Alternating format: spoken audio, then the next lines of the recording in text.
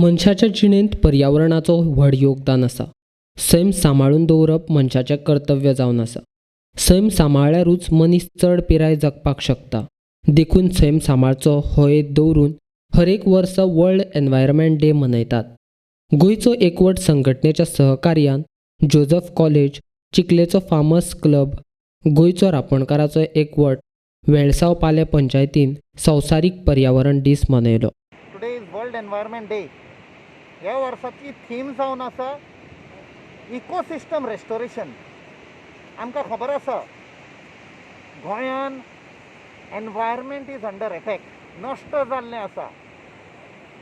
जो ऑथॉरिटीज आसा, जो सरकार आसा, आयज डेव्हलपमेंटाच्या नांवान आमचे दोंगर, आमची शेतां, आमची भाटां, रानां, दर्या पासून आमचे गेले, आमची म्हादय पासून विकून काडली. सगळें पिड्ड्यार जाल्लें आसा. In the name of the 3 linear project करून इतले नश्ट केले, कितले थाउजंड्स ऑफ झाडां आमची कातरून उडयलीं, आमची शेतां पुरलीं, आमचे सगळे दर्या तांणी आतां बीच लायन सगळें काडून एमपीटीच्या ताब्यान घाला, just for their own profit. But at what cost? Destruction.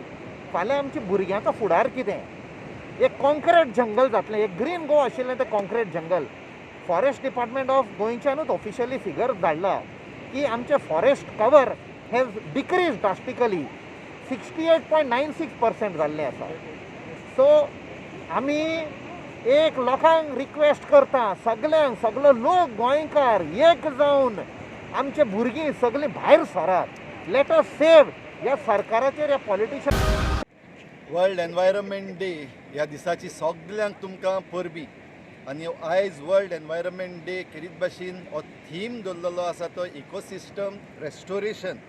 आयज पाकिस्तानान जरी तर हो इव्हेंट होस्ट कंट्री अशी जाता जाल्यार आख्खो संवसारभर एनवायरमेंटा विशीं जी माहिती आनी जागृताय आसा ती करपाक हो आयज एक दीस युनायटेड नेशन्सान वेंचून काडलेलो आसा. तर हेंच मतीन दवरून रेस्टोरेशन ऑफ इकोसिस्टम, आमी आमचे कोस्टल इकोसिस्टम रेस्टोर करपाक फकत एक ल्हानशें पावल मारता. आयज रेस्टोरेशन करपाक गरज आसा, खेरीत भाशेन जायतें इरोजन जाल्लें आसा, माती उडोवन गेल्ली आसा.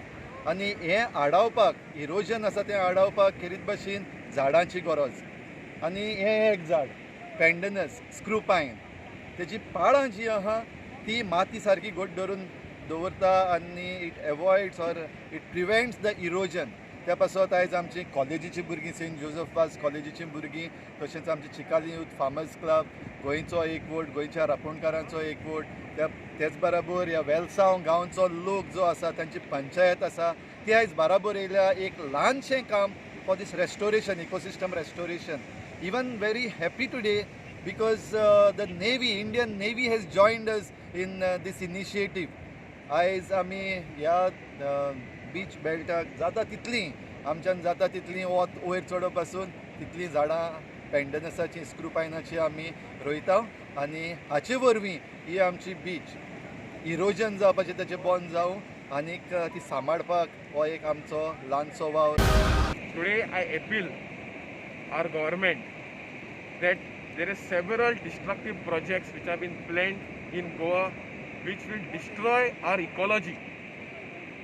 Sagarmala project, coastal economic zones which have been planned in Goa, double railway line project, Nanmar project, coal expansion projects, port expansion projects.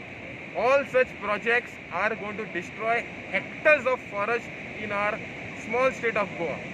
We have a World Heritage Site today which has been destroyed because of coal plants in Goa. So I appeal the Forest and Environment Minister, by putting advertisement on papers is of no use, but we need to do it practically on ground. So these projects which are going to destroy several acres of area and hectares of area will have irreversible damage to our ecology. Now recently our state government has been so insensitive towards forestation that they plan to grow forest cover in compensation from destruction of forest in Goa to Madhya Pradesh. So you can imagine the sensitivity towards forest by our forest department and by our government. So this is completely unjust, and I appeal to the Forest and Environment Minister, Mr.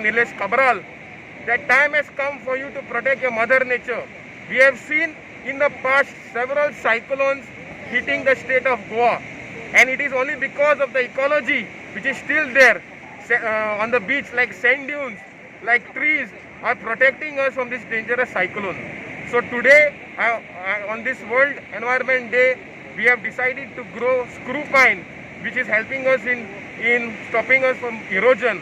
But for the last decade or so, the present government has done nothing to stop sand erosion.